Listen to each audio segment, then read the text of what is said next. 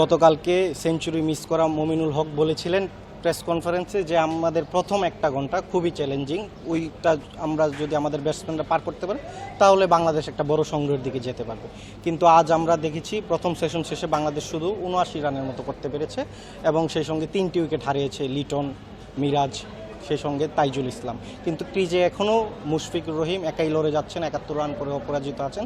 পুরো সেশনে কি হয়েছে তা নিয়ে আমরা আজ কথা বলবো আমাদের ইন্ডিপেন্ডেন্ট টেলিভিশনের জ্যেষ্ঠ ক্রীড়া সাংবাদিক মাঝারুল ইসলামের সঙ্গে। মাঝার, যে সংখ্যাটা ছিল সেটাই তো অবশেষে হলো, বাংলাদেশের প্রথম ইনিংসে আর কতটুকু প্রাপ্তি দেখা যেতে পারে মুশফিকের ব্যাটে? দেখুন, সারাদিনে এখন পর্যন্ত বাংলাদেশ ৭৯ রান করেছে, ২৪ ওভারে ৩টে উইকেট হারিয়েছে।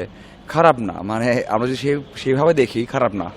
বাংলাদেশ দল এই টেস্টে ৪২০ করবে, ৪৫০ রান করবে, সেটাই প্রেডিক্টেড ছিল এবং এখন পর্যন্ত সে পথেই আছে। যদি মুশফিক আউট হয়ে যায় বা একটা উইকেট পড়ে যায় তাহলে হয়তো বা 400 মধ্যেও অল আউট হতে পারে, 400 নাও যেতে পারে, কারণ আপনার টেলেন্ডার রয়েছে। তবে বাংলাদেশ ঠিকঠাক খেলছিল এবং যেটা আপনি বলছিলেন যে শুরুর একটা ঘন্টা খুবই চ্যালেঞ্জিং ছিল, সেটা বাংলাদেশের কেন, যে কোনো টেস্টের প্রথম একটা ঘন্টা খুবই ইম্পর্টেন্ট হয়।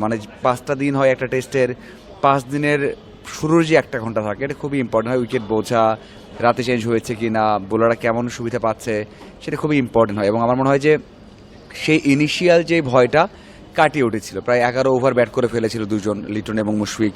যখন পাকিস্তান ফ্রাস্ট্রেটেড হয়ে যাচ্ছিল, হতাশ হবে, তারা আরও রান দেওয়ার মতো বল করছিল, সেই সময়টা আমার মনে হয় লিটন একটা বাজে শট খেলে আউট হয়েছেন। আমি টেস্টে অনেকবারই দেখেছি যে অফসাইডের বল, বিশেষ করে এই বলগুলো, এমনটা নয় যে হাফ ভলি পেয়েছেন, তার স্লটে পেয়েছেন, খেলেছেন, তেমনটা নয়।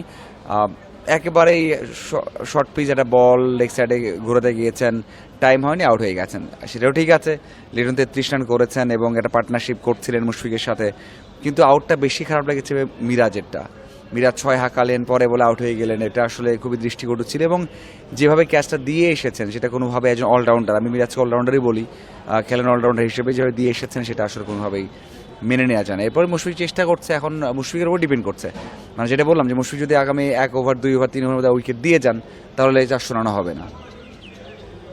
পাকিস্তানের পক্ষ থেকে গতকাল পেসারদের উইকেট নেওয়ার চেষ্টা যদি থেকে থাকেও তারপরে শাহিন আফ্রিদি, মোহাম্মদ আব্বাস ওরা পাকিস্তানকে কাঙ্ক্ষিত সেই সাফল্য এনে দিতে পারেনি।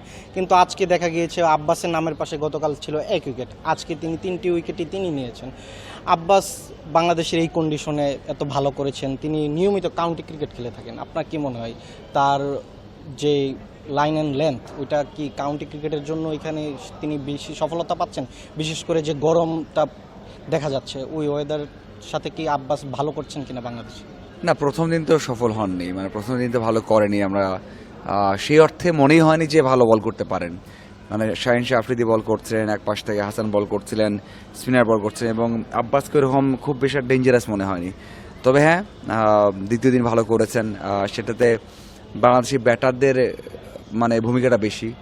আপনি টেস্ট ক্রিকেটে খুবই গুরুত্বপূর্ণ হয় যে উইকেট ছুঁড়ে আসবেন না, কিন্তু আপনি লিটন দেখেন, সেখানে মিরাজ দেখেন অথবা তাইজুল দেখেন, সেটা আপনি বলতেই পারেন যে আসলে তাইজুলের বলটা খুব ভালো ছিল যেভাবে আউট হয়েছেন। তবে যে দুজন ব্যাটার যেভাবে আউট হয়েছেন সেটা আসলে কোনোভাবেই গ্রহণযোগ্য না। তো সেই ক্ষেত্রে আব্বাসকে খুব বেশি ক্রেডিট দিবেন আপনি সেটা দিতে পারবেন না। আপনি যে 2 বলে আউট হয়েছেন দুজন, সেই 2 বলে তারা কিন্তু খুব ভালোভাবে ডিফেন্স করতে পারতেন এবং হয়তোবা পরে বলগুলো শর্ট করতে পারতেন, শর্টে বল দিচ্ছিলেন। আমি বারবার বলছি যে পাকিস্তান বোলাররা সেই টাইট লাইন লেন্থ রেখে বল করতে পারেনি। বাংলাদেশি এই উইকেটে 3.60 3.80 ইকোনমিতে ব্যাট করেছেন, পার ওভারে রান তুলেছেন।